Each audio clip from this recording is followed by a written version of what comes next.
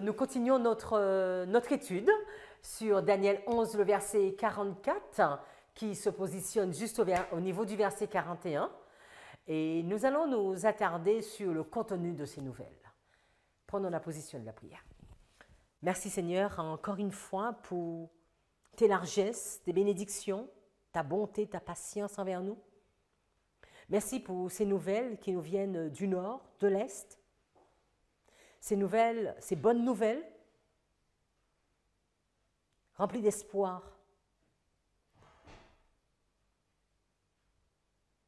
Que nous puissions vraiment les faire nôtres. Instruis-nous alors que nous allons continuer cette étude et reste avec chaque personne qui aura visionné cette étude. Augmente notre connaissance. Rends-nous sages. T'avons prié en ton saint nom. Amen. Nous sommes dans le livre de Daniel, toujours chapitre 11, le verset 44, nous le lisons. « Mais des nouvelles de l'Est et du Nord le troubleront. » C'est vraiment le sujet de notre étude d'aujourd'hui. Nous avons compris les nouvelles.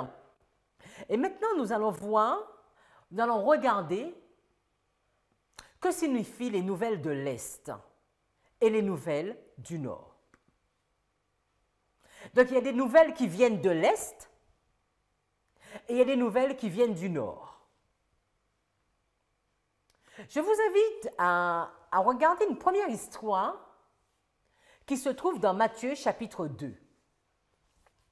C'est une histoire que tous nous connaissons, que vous l'avez déjà lue plus d'une fois. C'est l'histoire des mages. Les mages viennent de l'Est. Et les mages vont arriver avec une nouvelle qui va venir de l'Est. Est-ce une bonne nouvelle ou une mauvaise nouvelle? Quel sera le contenu de cette nouvelle? Et cette nouvelle arrive pour qui? Nous sommes à la diapo 46. Après que Jésus naquit à Bethléem de Judée, au jour du roi Hérode, voici des sages venus de l'Est arrivèrent à Jérusalem, disant, « Où est celui qui est né roi des Juifs? Car nous avons vu son étoile à l'Est et nous sommes venus l'adorer. » Lorsque le roi Hérode entendit ces choses, il fut troublé, et tout Jérusalem avec lui. Nous sommes au verset 4. Et lorsqu'il eut assemblé tous les principaux prêtres et scribes du peuple, il leur demanda où Christ devait naître. Verset 7. Alors Hérode, ayant appelé secrètement les sages, s'informa d'eux soigneusement du temps où l'étoile était apparue. Il les envoya à Bethléem et leur dit, « Allez, et informez-vous soigneusement du jeune enfant, et quand vous l'aurez trouvé, faites-le moi savoir, afin que j'y aille aussi et que je l'adore. » Nous voyons des mages qui viennent d'Orient, de l'Est, et ils vont apporter une nouvelle au roi Hérode, un roi romain, le roi du Nord. Ces nouvelles vont rendre Hérode furieux, car il apprend que le véritable roi du Nord arrive et il a peur. Il a peur qu'il vienne prendre sa place. Il va bien dire, où est celui qui est né? Il est né roi des Juifs. Le message en provenance de l'Est est celui qui annonce que Jésus revient. Au début, ce premier message, c'est que Jésus vient. Le deuxième message en provenance de l'Est, c'est que notre Seigneur revient. Mais les amis, tout Jérusalem est troublé. Jérusalem, c'est le peuple de Dieu. On pourrait dire aujourd'hui, dans toutes les applications que nous faisons, c'est l'argile bourbeuse. C'est la montagne militante. Et toute cette montagne est également troublée, étonnée. Mais nous devons comprendre et savoir qu'à Jérusalem, il y a de l'argile de potier. Continuons au verset 9, toujours du livre de Matthieu, chapitre 2.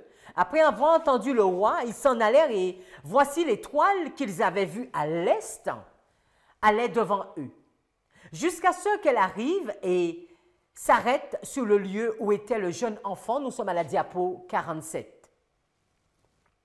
Verset 10. Quand ils virent l'étoile, ils se réjouirent d'une joie extrêmement grande. Cette nouvelle de l'Est leur apportait une grande joie. Et là, verset 11, « Et lorsqu'ils entrèrent dans la maison, ils virent le jeune enfant avec Marie sa mère et tombèrent à terre et l'adorèrent. Et après avoir ouvert leur trésor, ils lui présentèrent des présents de l'or, de l'encens et de la myrrhe. Puis, étant avertis par Dieu dans un rêve de ne pas retourner vers Hérode, ils regagnèrent leur pays par un autre chemin. Alors Hérode, quand il vit que les sages s'étaient moqués de lui, fut extrêmement irrité et envoya tuer tous les enfants de 2 ans et au-dessus qui étaient dans Bethléem et dans toutes ses limites, selon le temps qu'il avait expressément demandé auprès des sages. Les mages apportent une nouvelle en provenance de l'Est. Les mages ne sont pas des Juifs. Pourtant, ils croient et ils adorent. Ils sont conduits par Dieu. Ils comprennent. Ce message les rend heureux. On pourrait penser à l'argile de potier dans la statue de Daniel 2. On pourrait penser à Édom, Moab et Ammon.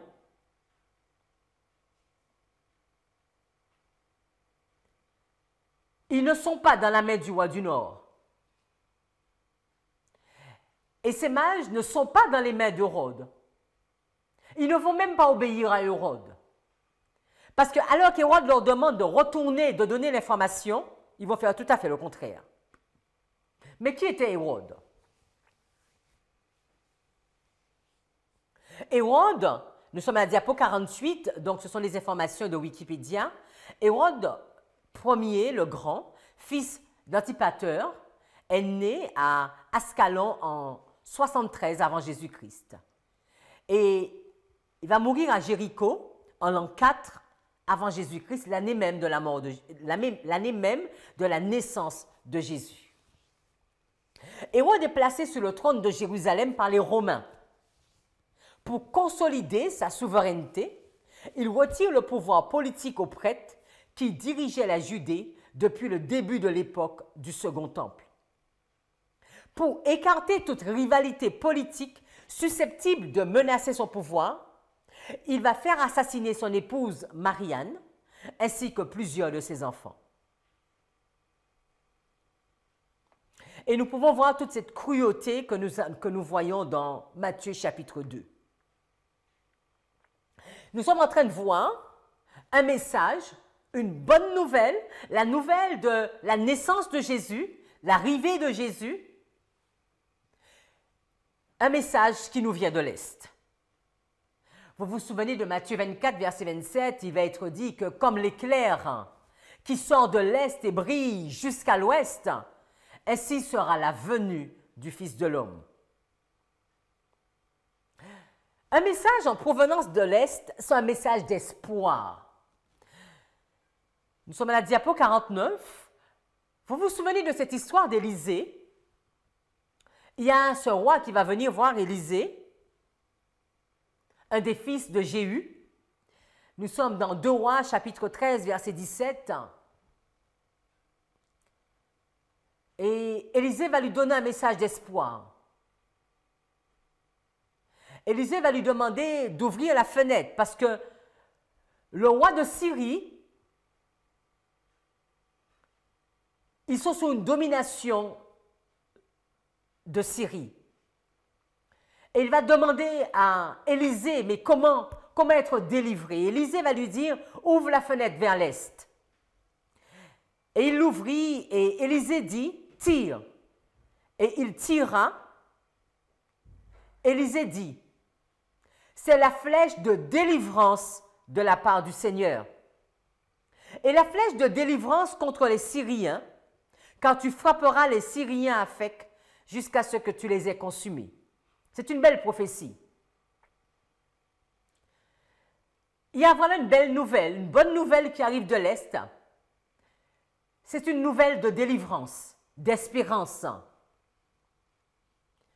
C'est une nouvelle qui nous annonce que le roi du Nord, c'est terminé pour lui et que notre Seigneur va régner en tant que roi des rois et Seigneur des seigneurs. Nous sommes dans cette même période, diapo 50, Luc 2, nous sommes au verset 7. Et elle mit au monde son fils premier-né, et l'emmaillota, il est toujours question de Marie, et le coucha dans une crèche, parce qu'il n'y avait pas de place pour eux dans l'hôtellerie. Et il y avait dans la même contrée des bergers, restant dans les champs, et veillant leurs troupeaux pendant la nuit. Et voici l'ange du Seigneur vint sur eux, et la gloire du Seigneur resplendit autour d'eux. Et ils furent saisis d'une fort grande peur. Et l'ange leur dit, « N'ayez pas peur, car voici je vous apporte de bonnes nouvelles, d'une grande joie, qui seront pour tout le peuple. Car aujourd'hui vous est né dans la ville de David un sauveur, qui est le Christ, le Seigneur. » Tous ceux qui les entendirent furent dans l'étonnement de ce que leur disaient les bergers. La naissance de Christ, comme nous l'avons déjà noté, est une bonne nouvelle. Une bonne nouvelle qui vient en provenance de l'Est. La bonne nouvelle, on pourrait se dire, est apportée par l'argile de potier. L'argile de potier qui est dans cette statue, les mages de Daniel 2, à chaque fois nous reprenons l'image, mais également l'argile de potier qui est dans cette montagne. Un peuple, le peuple de Jérusalem, ces gens, ces hommes fidèles qui sont restés fidèles à Dieu et qui ne sont pas troublés par ces nouvelles. Quand nous regardons la suite du texte, toujours dans le chapitre 2 du livre de Luc, nous sommes au verset 22, la diapo 51, et quand les jours de sa purification selon la loi de Moïse furent accomplis, ils le portèrent à Jérusalem pour le présenter au Seigneur. Et voici, il y avait à Jérusalem un homme dont le nom était Siméon. Et cet homme était juste et dévot. Il attendait la consolation d'Israël et l'Esprit Saint était sur lui. Il n'est pas troublé. Au contraire, les amis, il est ébloui, il est heureux, émerveillé de voir ce qu'il voit. Au verset 26, « Et il lui avait été révélé par l'Esprit Saint qu'il ne verrait pas la mort avant qu'il n'ait vu le Christ du Seigneur. » Il fut conduit au temple par l'Esprit et quand les parents apportèrent l'enfant Jésus pour faire à son égard selon la coutume de la loi, alors il le prit dans ses bras et bénit Dieu et dit, « Seigneur, laisse maintenant partir ton serviteur en paix, selon ta parole, car mes yeux ont vu ton salut. » On continue. « Car tu as préparé devant la face de tous les peuples une lumière pour éclairer les gentils et la gloire de ton peuple Israël. » Et Joseph et sa mère s'étonnaient de ces choses qu'on disait de lui. Et Siméon les bénit et dit à Marie, « Voici cet enfant est mis pour la chute et le relèvement de beaucoup en Israël, et pour un signe contre lequel on parlera. » Les amis, voilà une bonne nouvelle. Une bonne nouvelle qui arrive de l'Est, qui est apportée par les mages, qui arrive au roi du Nord, qui rend le roi du Nord étonné d'entendre cette nouvelle et qui éblouit Siméon. Et Siméon va dire que cette bonne nouvelle, elle n'est pas juste une bonne nouvelle, mais elle est une lumière pour éclairer les gentils. Elle est la gloire même de Dieu, la gloire de ton peuple d'Israël. Siméon est rempli du Saint-Esprit. Il est enraciné dans la parole de Dieu. Il n'a pas seulement écouté cette parole, il l'a étudiée. Et il a eu l'affirmation, cette confirmation, qu'il ne s'endormirait pas avant d'avoir vu cette nouvelle, cette bonne nouvelle. Il n'y a pas eu que Anne comme argile de potier. Il n'y a pas eu seulement Siméon comme argile de potier à Jérusalem. Il y avait également Anne. Nous sommes à la diapo 53. Et nous connaissons la ferveur d'Anne. Et au verset 37, il nous est dit, « Elle servait Dieu par des jeûnes et des prières, nuit et jour. » Et arrivant à cet instant, nous sommes au verset 38, elle a remercié le Seigneur de la même manière que Siméon. Elle va louer Dieu et parler de lui à tous ceux qui, à Jérusalem, attendaient la rédemption. À Jérusalem, il y avait la pierre, les amis. Il y avait cette pierre qui attendait. cet argile de potier qui attendait cette bonne nouvelle. Alors que nous sommes à Jérusalem et qu'on a l'impression que toute la nation était troublée, agitée par les nouvelles des mages, nous avons l'impression que l'Église militante ne se souciait pas du tout de cette bonne nouvelle de l'arrivée du Messie. Mais maintenant, le texte nous dévoile et nous montre, non, il y a toujours un reste. Et il y avait un reste composé des bergers, composé de Marie, de Joseph, de Siméon, d'Anne et bien d'autres. Il y avait un groupe. Et ils vont donner cette nouvelle. Ils vont donner quelle nouvelle? La gloire de Dieu. Si nous allons dans Apocalypse 7, nous allons voir un ange aussi qui vient de l'Est et qui a également une bonne nouvelle. Nous sommes à la diapo 54. Apocalypse 7, verset 1. Et après ces choses, je vis 4 anges qui se tenaient aux 4 coins de la terre, retenant les 4 vents de la terre, afin que le vent ne souffle ni sur la terre, ni sur la mer, ni sur aucun arbre. Et je vis un autre ange montant de l'Est, ayant le sceau du Dieu vivant. Et il cria d'une voix forte aux 4 anges auxquels il avait été donné de dévaster la terre et la mer, disant, « Ne dévastez pas la terre et la mer, ni les arbres, jusqu'à ce que nous ayons scellé les serviteurs de notre Dieu sur leur front. » Ce message en provenance de l'Est, c'est un message d'espérance. C'est un message de joie. C'est une bonne nouvelle. C'est un message de scellement. Vous vous souvenez, nous avons vu dans l'histoire d'Ézéchiel, alors qu'Ézéchiel va commencer à parler à ce peuple en interne, nous allons voir un scellement qui va se mettre en place. Et nous voyons également cette bonne nouvelle qui va troubler le roi du Sud, cette bonne nouvelle qui va troubler le roi du Nord, c'est la nouvelle du scellement. Mais qu'est-ce que cette nouvelle du scellement? Qu'est-ce que cela nous apporte? Si nous regardons cette notion du sceau de Dieu, nous sommes à la diapo 55, aussi bien dans l'Ancien que dans le Nouveau Testament. Dans l'Ancien, il va nous dire qu'un sceau, c'est une empreinte sur un cachet.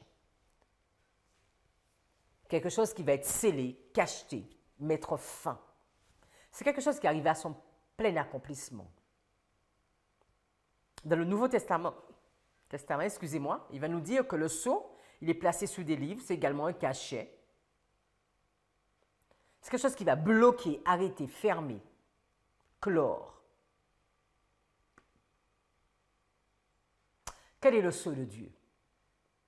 Nous voyons un ange qui a une bonne nouvelle qui vient de l'Est, mais qui apporte le sceau. Dans Apocalypse 9, verset 4, nous sommes à la diapo 56, et il leur fut dit de ne point faire de mal à l'herbe de la terre, ni à aucune verdure, ni à aucun arbre, mais seulement aux hommes qui n'avaient pas le sceau de Dieu sur le front. Dans Jean 6, verset 27, « Travaillez non pour la nourriture qui périt, mais pour cette nourriture qui demeure jusqu'à la vie éternelle. Celle que le Fils de l'homme vous donnera, car c'est lui que Dieu le Père a marqué de son sceau. » Jésus a été marqué du sceau. Il est marqué du sceau avant même de porter cette bonne nouvelle.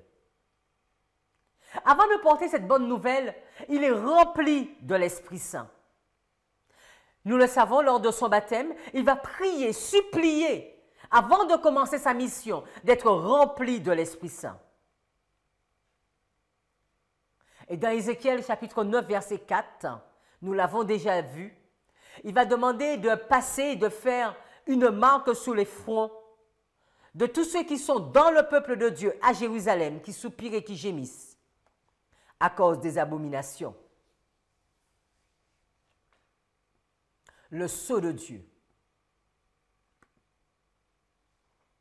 Si nous allons sur la diapo 58,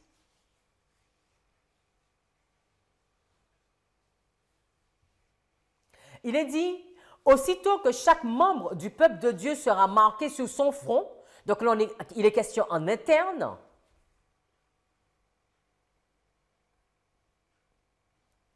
Il ne s'agit pas d'un sceau ou d'une marque visible, hein, mais d'une pratique quotidienne de la vérité, à la fois sur le plan intellectuel et spirituel, de sorte qu'on ne peut plus s'en écarter.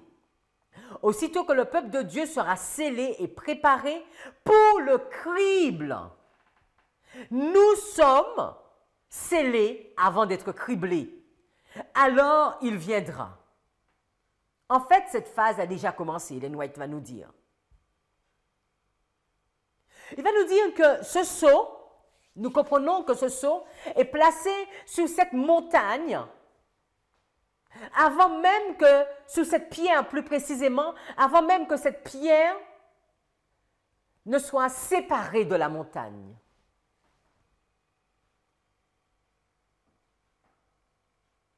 Et quand les persécutions vont venir sur cette montagne, cette pierre ne va pas bouger.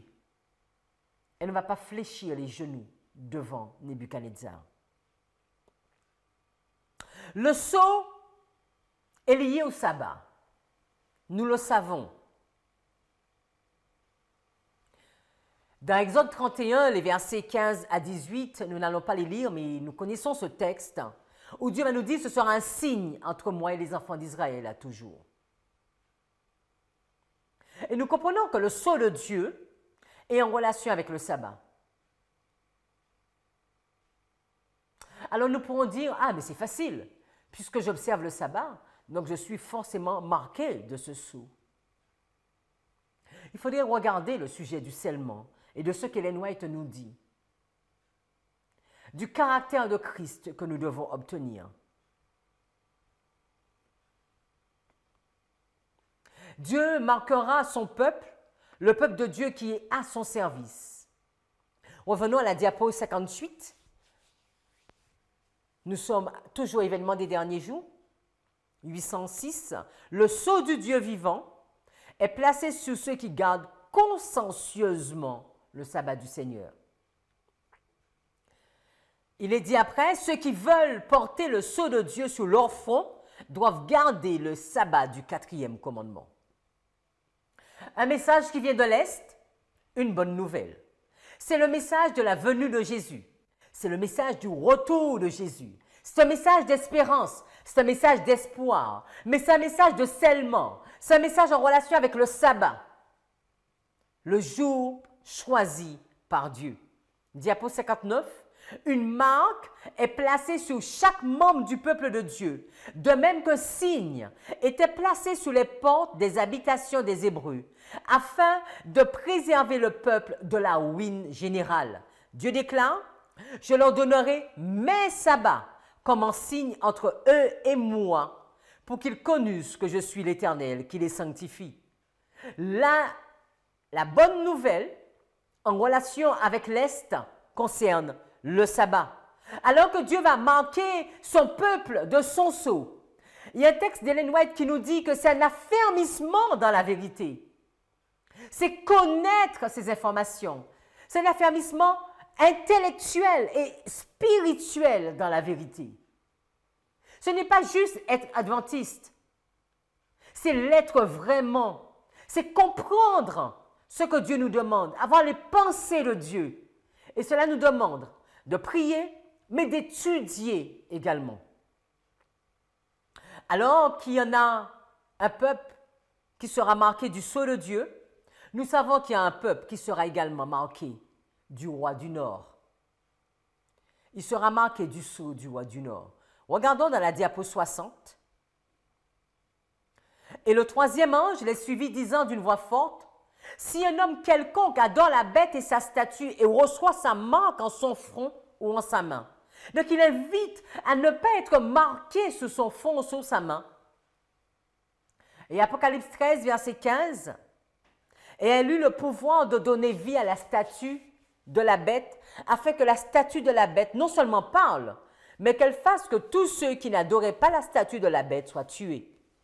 Et elle fait que tous, petits et grands, riches et pauvres, libres et asservis, reçoivent une marque en leur main droite ou en leur front, et qu'aucun homme ne puisse acheter ou vendre, sauf celui qui avait la marque ou le nom de la marque ou le nombre de son nom. Mes amis, nous continuons à mettre ligne sur ligne, pensée sur pensée, principe sur principe, ensemble. Et nous voyons alors qu'il y a, dans ces bonnes nouvelles en provenance de l'Est, alors qu'il y a un sceau qui est posé sur le peuple de Dieu, il y aura un sceau qui sera posé sur le peuple apostat, sur celui qui refuse le plan de Dieu. Diapo 61. Jean fut invité à contempler un peuple distinct de ceux qui adorent la bête ou son image en gardant le premier jour de la semaine. L'observation de ce jour est la marque de la bête. Et voilà, on va se retrouver avec deux catégories de personnes. Ceux qui adorent le premier jour de la semaine et ceux qui adorent le 7e jour de la semaine. Je vous invite encore à regarder cette série qui a été postée sur la loi du dimanche. Beaucoup pensent qu'il n'y aura pas un conflit sabbat-dimanche. Mais alors, comment sera ce conflit entre les deux types de sceaux? Parce qu'il y en a ceux qui recevront le sceau de Dieu et les autres qui recevront le sceau de la bête. Et Ellen White nous dit que l'observation du dimanche est la marque de la bête. La marque de la bête est le sabbat de la papauté. Au jour de l'épreuve, on aura clairement ce qu'est la marque de la bête. C'est l'observation du dimanche. Il arrivera qu'il y aura ces deux catégories. Tout le monde va devoir être scellé. Tout le monde va devoir avoir un sceau. Soit le sceau de Dieu, soit le sceau du roi du Nord. Et le roi du Nord sait le problème. Il le connaît.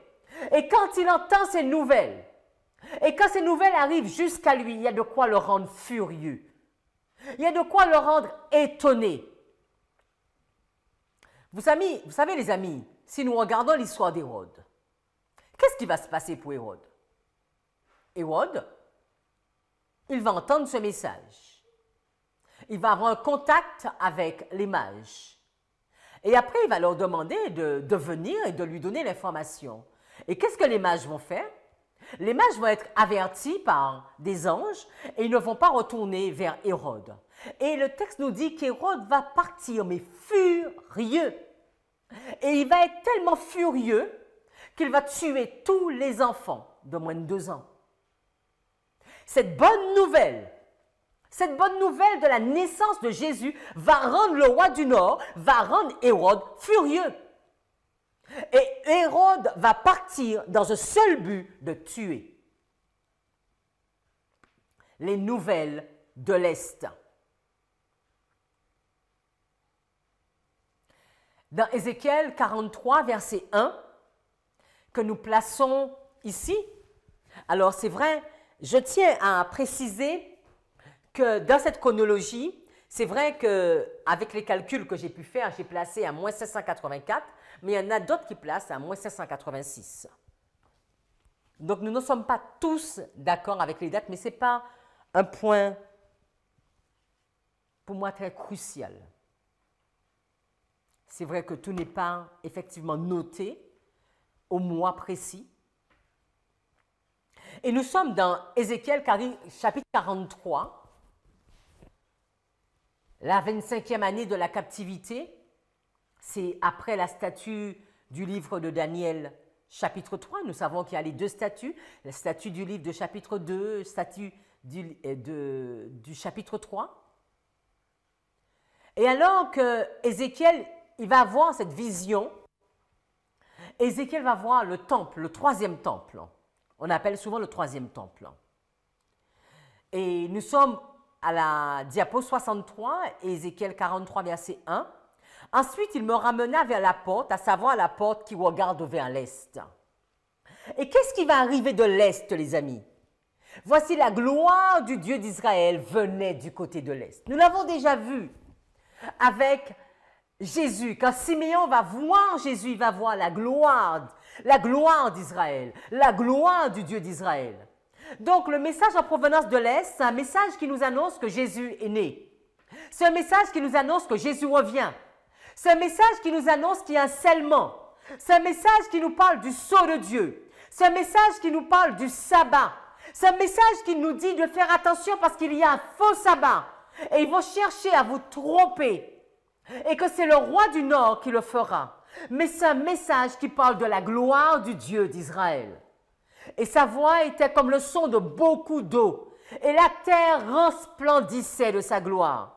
Et la gloire du Seigneur rentra dans la maison par le chemin de la porte, dont la perspective est tournée vers l'est. Et tout de suite, quand nous pensons à cela, nous ne pouvons nous empêcher de penser à Apocalypse 18. Apocalypse 18, quand il va donner le message « Sortez du milieu d'elle, mon peuple ». Juste avant, au verset 1, il est dit « Après cela, je vis descendre du ciel un autre ange qui avait une grande autorité et la terre fut éclairée de sa gloire. » Le message en provenance de l'Est, c'est le message qui va dire au monde « Sortez du milieu d'elle, mon peuple ». Sortez afin de ne pas prendre sa marque. La diapo 64, lisons tout le texte. Nous sommes à Apocalypse 18, les versets 1 à 5. Et après ces choses, je vis un autre ange descendre du ciel, ayant un grand pouvoir, et la terre fut illuminée de sa gloire. Il cria puissamment d'une forte voix disant, « Babylone la grande est tombée. Elle est tombée. Elle est devenue l'habitation des diables. » Nous avons vu dans le littéral la même histoire où les informations venaient disant que Babylone littérale était tombée. Et le repère de tout esprit infect, et une cage de tout oiseau impur et détestable. Car toutes les nations ont bu du vin de la colère de sa fornication. Et les rois de la terre ont commis fornication avec elle. Et les marchands de la terre se sont enrichis de l'abondance de son luxe. Et j'entendis une autre voix du ciel disant, « Sortez du milieu d'elle, mon peuple, afin que vous ne participiez pas à ses péchés et que vous ne receviez pas de ses plaies. Car ses péchés ont atteint le ciel et Dieu s'est souvenu de son iniquité. » Les amis, quand nous arrivons au verset 41 de Daniel 11, que nous mettons en relation avec le verset 44 et que nous voyons les nouvelles en provenance de l'Est et que nous mettons Daniel 2, Daniel 7, Daniel 11, Apocalypse 13, Apocalypse 17, ça commence à prendre vraiment toute la lumière et nous comprenons que c'est le dernier message. C'est ce message qui sera donné avec force par l'Église triomphante et ce message va troubler le roi du Nord. Et quand il va entendre ce message, il va partir furieux pour détruire les habitants de la terre. C'est la bonne nouvelle qui est claire. Diapo 65, tragédie des siècles 663.1. L'ange qui vient participer à la proclamation du troisième message doit éclairer toute la terre de sa gloire. Cette parole annonce une œuvre universelle, d'une puissance extraordinaire. Le mouvement adventiste de 1840-1844, parvenu à toutes les stations missionnaires du monde, fut une glorieuse manifestation de la puissance de Dieu. On assista alors, dans certains pays, au plus grand réveil religieux qu'on eût vu depuis les jours de la Réforme au XVe siècle. Mais il sera surpassé par le puissant réveil que suscitera l'avertissement final du troisième ange. Nous avons vu les bonnes nouvelles qui venaient de l'Est. Maintenant, regardons ces bonnes nouvelles qui viennent du Nord. La diapo 67, nous sommes à Jérémie 1er, verset 13. Et la parole du Seigneur vint à moi une seconde fois disant, « Que vois-tu » Et je dis, « Je vois un pot bouillant dont le devant est vers le nord. » Et le Seigneur me dit, « Du nord, un mal éclatera sur tous les habitants du pays. Car voici, je vais appeler toutes les familles des royaumes du nord, dit le Seigneur, et elles viendront et mettront chacune son trône à l'entrée des portes de Jérusalem, et contre toutes ces murailles tout autour, et contre toutes les villes de Juda. Et je prononcerai mes jugements contre eux, à cause de toute leur malice, parce qu'ils m'ont abandonné, et ont brûlé de l'encens et d'autres dieux, et ont adoré des ouvrages de leurs mains. Toi donc, saint terrain, et lève-toi et dis-leur tout ce que je te commanderai. Ne sois pas consterné de te trouver devant eux, de peur que je ne te rende déconcerté devant eux. Car voici, je t'ai aujourd'hui établi comme une ville forte, comme une colonne de fer et comme une muraille de bronze contre tout le pays, contre les rois de Juda, contre les princes, contre les prêtres, contre le peuple du pays. Et ils combattront contre toi, mais ils ne prévaudront pas contre toi, car je suis avec toi, dit le Seigneur, pour te délivrer. Nous nous sommes attardés sur les nouvelles en provenance de l'Est, et quand nous regardons les nouvelles en provenance du Nord, ces nouvelles nous apportent le jugement. Aussi bien le jugement sur le peuple de Dieu, les amis, que sur le monde. Le jugement pour le peuple en interne et le jugement pour le peuple en externe. Parce que peut-être que nous ne le disons pas assez. La statue, elle est détruite. Mais cette montagne d'où la pierre est sortie, elle est détruite également. Le peuple de Dieu. Verset 41 du chapitre 11 de Daniel, il est bien dit, plusieurs succomberont.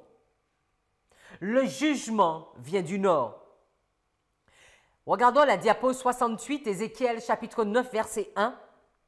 Et il cria à mes oreilles d'une voix forte disant, faites approcher ceux qui ont charge de la ville, chacun avec son arme de destruction dans sa main. Et voici 6 hommes venaient du chemin de la porte supérieure qui est face au nord, et chacun son arme de massacre dans sa main. Et un homme était au milieu d'eux, vêtu de lin, avec à son côté un encrier d'écrivains. Et ils entrèrent et se tinrent près de l'autel de bronze. Et le Seigneur lui dit, passe au milieu de la ville, au milieu de Jérusalem, et fais une marque sur les fronts des hommes qui soupirent et qui gémissent à cause de toutes les abominations qui se font au-dedans d'elles. Il y a des nouvelles qui viennent de l'Est et il y a des nouvelles qui viennent du Nord. Ces nouvelles se complètent parce que c'est cet ensemble de nouvelles qui rendent furieux le roi du Nord. Ces nouvelles sont apportées par la pierre qui frappe la statue. Si nous continuons le chapitre 9 d'Ézéchiel, il est dit, diapo 69, et dit aux autres, moi l'entendant, passez par la ville, après lui est frappé, que votre œil n'épargne personne et n'ayez aucune pitié.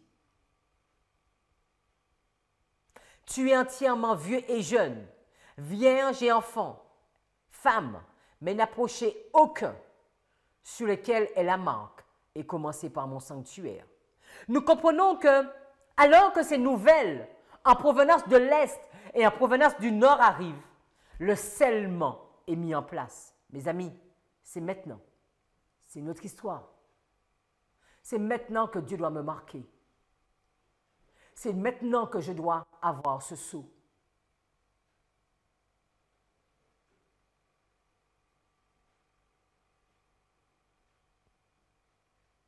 Est-ce que nous recevons le sceau de Dieu? Vous savez que nous sommes en 2022 et beaucoup de choses se passent.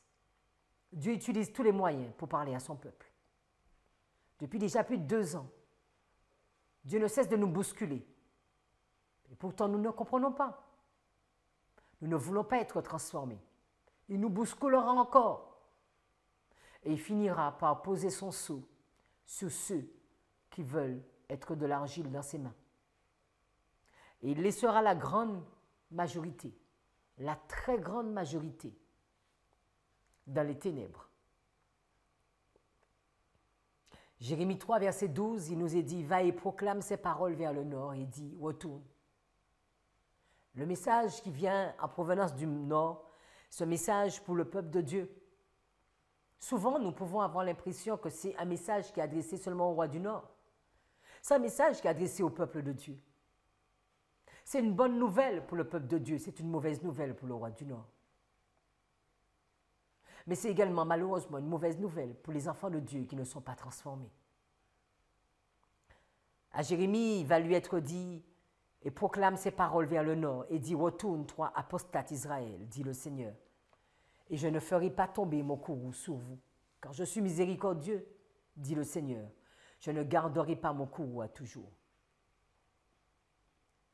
Nous avons vu que ce sont des bonnes nouvelles, mais pourquoi elles résonnent dans notre tête comme des mauvaises nouvelles?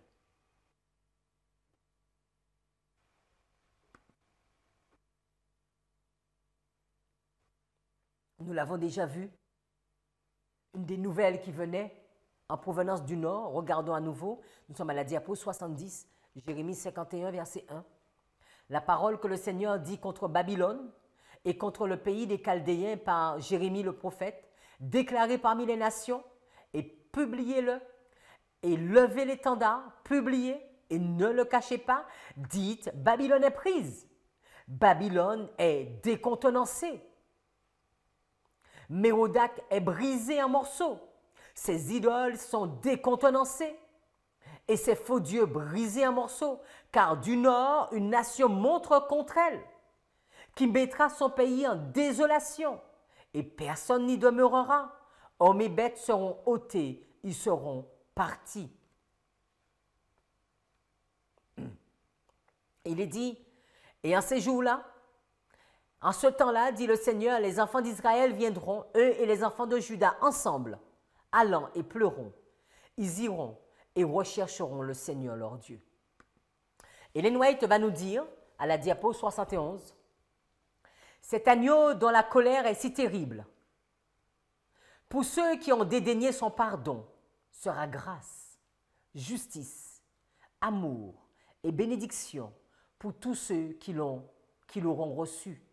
La colonne de nuée noire de colère et de vengeance pour les Égyptiens était pour le peuple de Dieu une colonne de lumière qui les éclairait. Il en sera de même pour les enfants de Dieu au dernier jour. La lumière et la gloire qui illumineront ceux qui gardent les commandements de Dieu seront ténèbres pour les incrédules. Ils verront que c'est une chose terrible de tomber entre les mains du Dieu vivant. Nous continuons. Son bras qui s'est montré si puissant pour sauver les siens est puissant aussi pour exécuter ses jugements contre tous ceux qui n'ont pas voulu s'approcher de lui pour avoir la vie. Plaise à Dieu, alors que sa miséricorde subsiste encore et que son invitation se fait entendre, que nous puissions nous tourner vers lui. Un sûr refuge a été préparé pour abriter et protéger tous ceux qui ont gardé ses commandements jusqu'à ce que la colère soit passée. Mes amis, quand la voix se faisait entendre du haut du ciel, certains ont compris que c'était un tonnerre, d'autres ont compris que c'était un ange qui parlait. Il est bien de noter, donc nous sommes à la diapo 73, Ésaïe 41, les versets 2, 25 et 27. Lisons. Qui est de l'Est?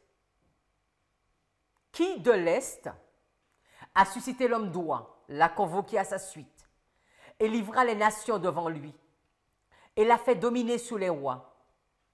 Il les a livrés à son épée, comme de la poussière, et à son arc, comme du chaume qui vole. J'en ai élevé un du nord, et il viendra du soleil levant. Il invoquera mon nom, et il marchera sur les princes comme sur le mortier, et comme le potier piétine l'argile. Qu'il a déclaré depuis le commencement, afin que nous le sachions, et d'avance, afin que nous disions, il est droit. Oui, il n'y a personne qui le montre. Oui, il n'y a personne qui le déclare. Oui, il n'y a personne qui entende vos paroles. Le premier dira à Sion, voici, les voici. Je donnerai à Jérusalem un qui apporte de bonnes nouvelles. Mes amis, l'Est et le Nord ne représentent pas seulement la venue du Christ, sa première venue, sa seconde venue, le scellement, le jugement, mais le Nord et l'Est représentent Christ lui-même. Christ est celui qui est suscité. Il est suscité du Nord. Et ce texte nous parle de la justice du Christ, le dernier message de miséricorde. Christ est la bonne nouvelle. Christ est le message. Dans la diapo 74, Ésaïe 61, 1 à 3, « L'Esprit du Seigneur est sur moi parce que le Seigneur m'a oint pour prêcher de bonnes nouvelles aux dociles. Il m'a envoyé pour panser le cœur brisé, pour proclamer la liberté aux captifs et l'ouverture de la prison à ceux qui sont prisonniers. Pour proclamer l'année acceptable du Seigneur et le jour de la vengeance de notre Dieu, pour consoler tous ceux qui sont dans le deuil. Pour désigner à ceux de Sion qui sont dans le deuil, pour leur donner la magnificence au lieu de la cendre, l'huile de joie au lieu du deuil, le vêtement de louange au lieu d'un esprit déprimé, afin qu'ils soient appelés armes de droiture, la plantation du Seigneur, afin qu'il soit glorifié. Christ est celui qui va annoncer ces bonnes nouvelles. Christ est le début des bonnes nouvelles. Et nous sommes là pour annoncer la fin de ces bonnes nouvelles, le moment du jugement. Christ vient de l'Est. Il vient de l'Est avec son jugement. Il vient du Nord avec son jugement. Regardons la diapo 75. Bientôt apparaît vers l'Orient une petite nuée noire, grande comme la moitié d'une main d'homme. Elle entoure le Sauveur et semble à distance enveloppée de ténèbres. Le peuple de Dieu la reconnaît comme le signe du Fils de l'homme. Dans un silence solennel, il la contemple à mesure qu'elle s'approche de la terre et devient de plus en plus lumineuse. Elle a bientôt l'apparence d'une grande nuée blanche, entourée de l'arc-en-ciel de l'alliance de Dieu, dont la base est semblable à un brasier. Jésus s'avance à cheval dans l'attitude martiale de conquérant. Il vient de l'Est. Nous avons vu que ces nouvelles représentent un message qui va troubler le roi du Nord. Et la clé même de ce message qui l'alarme et qui le remplit de fureur, c'est un message prophétique, un message qui vient de l'Est et un message qui vient du Nord. Nous avons vu que ces directions, le Nord et l'Est, sont associées au Christ. L'Orient va symboliser la venue du Christ, l'Est. Et le Nord va nous donner la direction par laquelle les ennemis du peuple de Dieu lançaient les attaques lorsqu'ils étaient utilisés par Dieu pour porter ses jugements vengeurs contre Israël apostate. Les messages qui viennent de l'Est et qui viennent du Nord. Ce sont des bonnes nouvelles pour le peuple de Dieu. La diapo 76.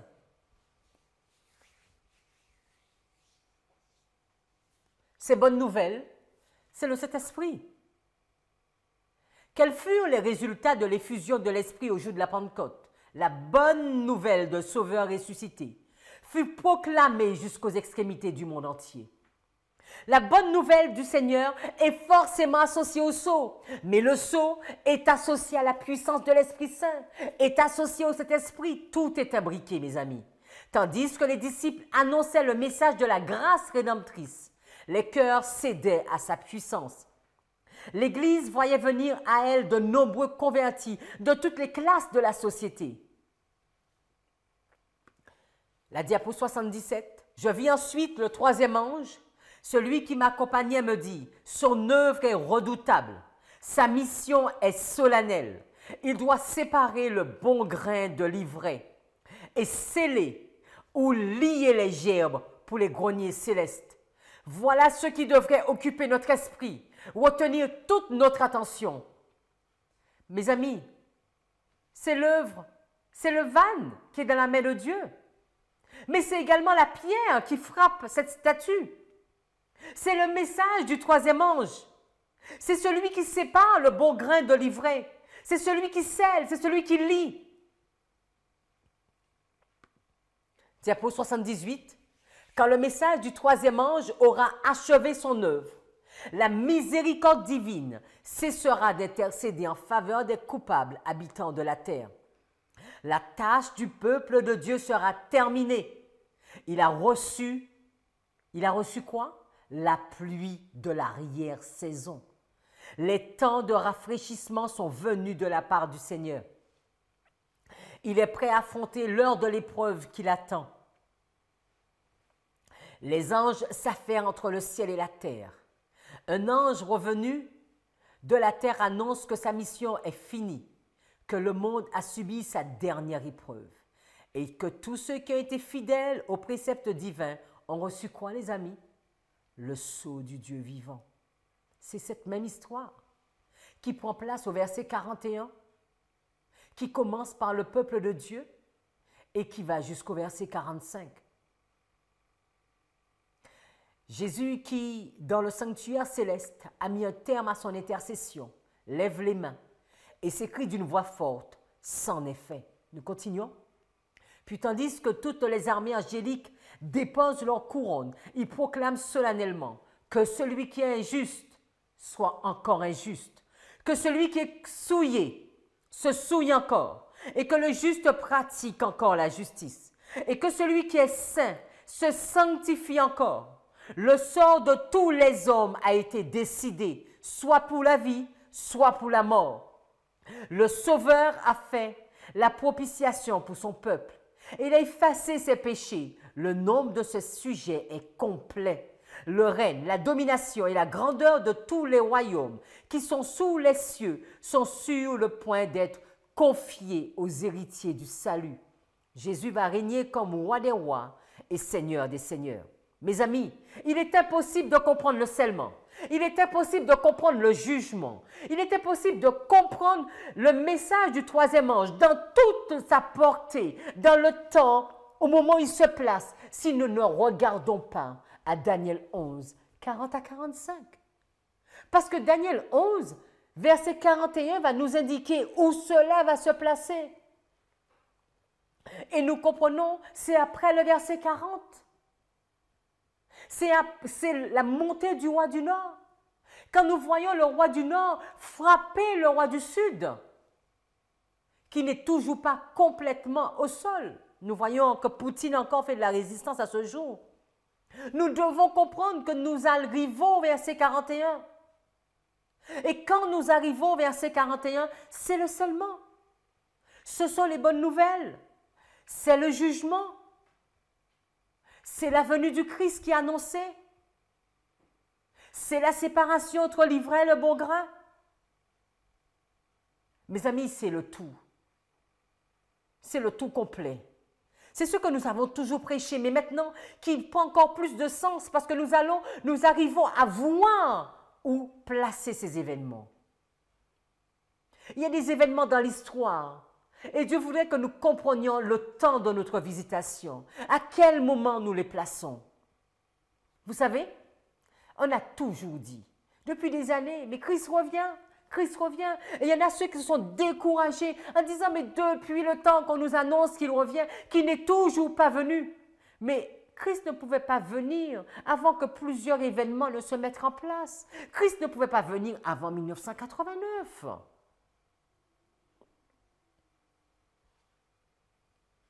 La diapo 80, on a souvent accusé ceux qui honorent Dieu d'attirer des fléaux sur l'humanité. À ce moment-là, ils seront considérés comme étant la cause des effrayantes convulsions de la nature, aussi bien que des luttes sanglantes qui désoleront la terre. En outre, la puissance du dernier avertissement ayant enflammé la colère de ceux qui l'ont rejeté, l'esprit de haine et de persécution, intensifié par Satan, se déchaînera contre les fidèles. Et les amis, c'est ce dont nous sommes. C'est ce dont nous allons. Nous allons vers ce point. Dans Daniel 11, verset 44, le dernier mot de cette partie qui nous concerne pour aujourd'hui, nous avons vu l'Est et le Nord le troubleront. Que signifie être troublé? Être troublé, c'est être épouvanté, effrayé, intimidé. Troublé, ça ne veut pas être furieux. Il va d'abord être troublé avant d'être furieux. Si nous regardons la diapo 82, dans Daniel chapitre 5, nous allons voir, parce qu'il n'y a rien de nouveau sous le soleil. Beltchazar, le roi du Nord, le roi babylonien, lui aussi a été troublé. Et il est troublé pourquoi Babylone? Pourquoi Beltchazar est troublé? Nous le lisons à la diapo 82, nous sommes à Daniel chapitre 5. Parce qu'il a vu une main sur le mur. Verset 6, alors le roi changea de couleur et ses pensées le troublèrent. Les jointures de ses reins se relâchèrent et ses genoux se heurtèrent l'un contre l'autre. Verset 9, sur quoi le roi Beltchazar fut très effrayé. C'est le même mot, troublé. Il changea de couleur et ses grands furent consternés. Il n'est pas le seul à être troublé. Hérode n'était pas tout seul à être troublé. Tous ceux qui l'entouraient étaient troublés. Babylone, Beltchazar, il est troublé. Et les grands qui sont avec lui sont troublés. Le roi du Nord sera troublé. Et tous ceux qui sont avec le roi du Nord seront troublés. Mais il y a quelqu'un qui n'est pas troublé, c'est Daniel. Et Daniel, chapitre 5, verset 10, la reine, à cause des paroles du roi et de ses grands, entra dans la salle du festin et prit la parole et dit, ô roi, vis éternellement. Que tes pensées ne te troublent pas et que ton visage ne change pas de couleur. Verset 17, la diapo suivante. Alors Daniel répondit et dit devant le roi, que tes présents restent à toi et donne à un autre tes récompenses. Toutefois, je lirai l'écriture au roi et lui en ferai connaître l'interprétation. Ô toi, roi, le Dieu très haut avait donné à Nebuchadnezzar ton père un royaume et la majesté, la gloire et l'honneur. Et toi, son fils, ô Beltchazar, tu n'as pas humilié ton cœur, quoique tu aies su tout cela. Et c'est ici l'interprétation de la chose. Méné, Dieu a compté ton royaume et il y a mis fin. Tekel, tu as été pesé dans la balance et tu as été manquant de poids. Pérès, ton royaume est divisé et donné aux Mèdes et aux Perses. Diapo 84, nous lisons « L'Église du reste sera menée devant une grande épreuve et dans la détresse. Ceux qui gardent les commandements de Dieu et la foi de Jésus sentiront la colère du dragon et de ses hôtes. Satan compte les habitants du monde comme ses sujets. Il a pris le contrôle des églises apostates. Mais voici un petit groupe qui résiste à sa suprématie. S'il pouvait les effacer de la terre, son triomphe serait complet. Ce petit groupe, c'est la pierre. C'est la pierre qui le frappe. Comme il a influencé les nations païennes à détruire Israël, ainsi dans l'avenir proche, il va réveiller les méchants. Il va réveiller les méchants pouvoirs de la terre pour détruire le peuple de Dieu. Tous seront tenus d'obéir au décret de l'homme en violation de la loi divine. Nous continuons la diapo 85. Il nous faut être prêts à attendre les ordres divins, les amis. Les nations seront remuées jusqu'en leur fondement. Ils seront effrayés. Les moyens d'existence seront refusés à ceux qui proclament l'unique idéal divin de la justice, seul juge du caractère. Tous ceux qui ne voudront pas s'incliner devant le décret des assemblées nationales et obéir aux lois nationales qui exaltent le sabbat institué par l'homme de péché, au mépris du saint jour de Dieu, verront s'appesantir sur eux non seulement le pouvoir oppresseur de la papauté, mais aussi celui du monde protestant, l'image de la bête. Nous continuons. Satan accomplira des miracles pour séduire le monde. Il voudra régner en souverain. L'Église semblera peut-être sur le point de tomber, mais elle ne tombera pas. Elle subsistera. Après que les pécheurs de Sion aient été éliminés, l'argile bourbeuse, la balle enfin séparée du précieux grain, ce sera une dure épreuve, mais nécessaire.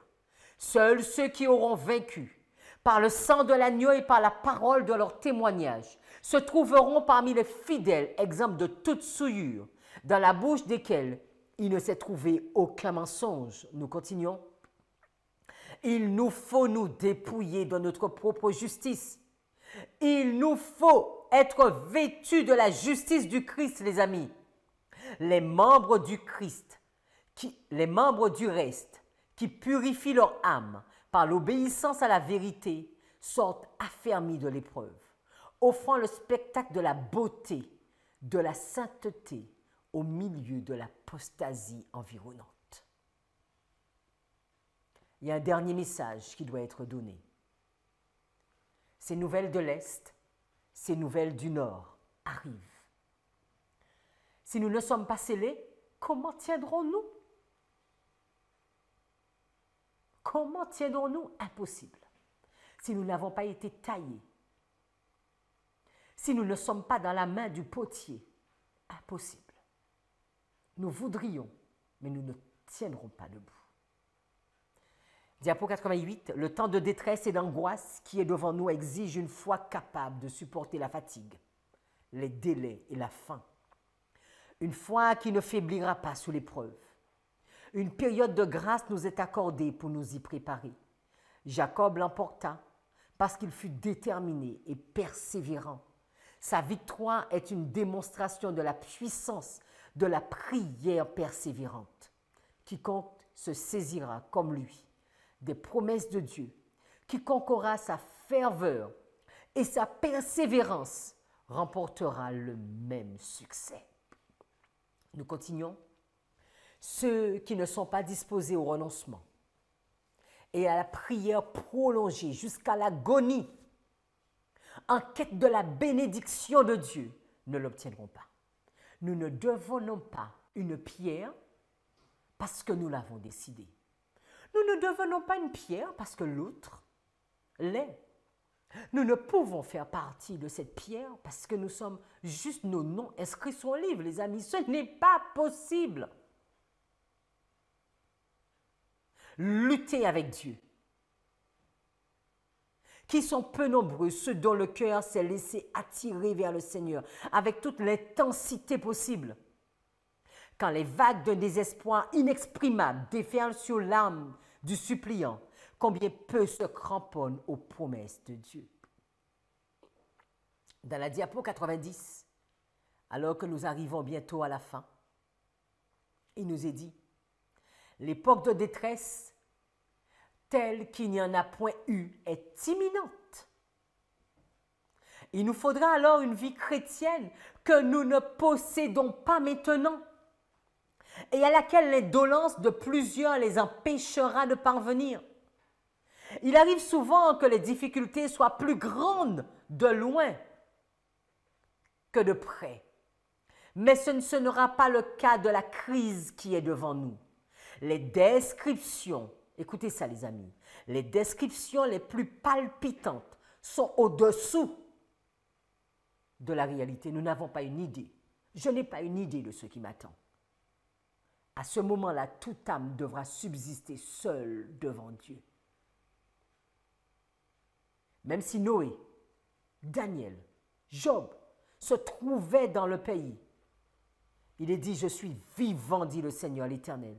Il ne sauverait ni fils, ni fille, mais il sauverait leur âme par leur justice. Le niveau est élevé, hein? Très, très, très élevé. Nous ne comprenons pas à quel point que le niveau est élevé. Les amis, ce que nous vivons aujourd'hui, ce n'est rien. Rien. La crise n'a pas commencé. Il n'y a aucun problème. En 2022, nous n'avons aucune difficulté. Rien. Si aujourd'hui, nous commençons à baisser les bras, il n'y a aucune chance. Aucune.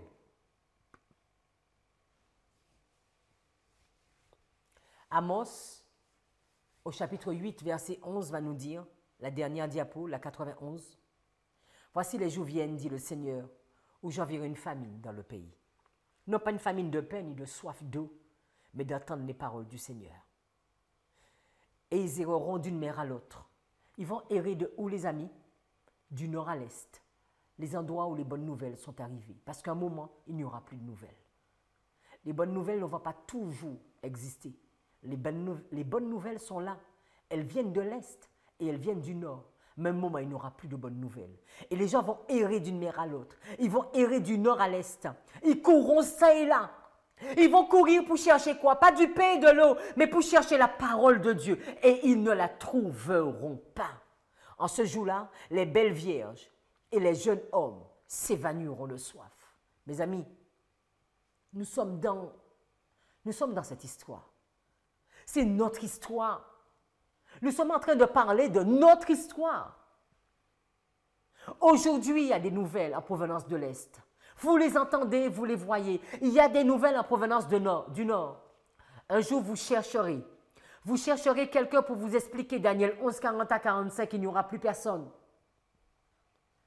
La chaîne YouTube n'existera plus. Il n'y aura plus de messages. Chacun sera en train de courir pour soi-même. Personne ne pourra sauver personne. Celui qui n'a pas d'huile n'aura pas d'huile.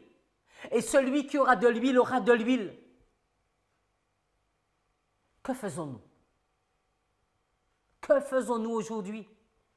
Une lecture superficielle ne va pas suffire. Le scellement, c'est un scellement en profondeur. C'est un scellement dans la vérité. Pas seulement spirituel, mais intellectuel également, afin de comprendre la parole et de rester ferme sur un ainsi a dit l'Éternel. Les bonnes nouvelles nous parlent de jugement investigatif. Les bonnes nouvelles nous parlent du sanctuaire. Ces bonnes nouvelles nous parlent du sabbat. Ces bonnes nouvelles nous parlent de la justification par la foi. Ces bonnes nouvelles nous parlent de Christ.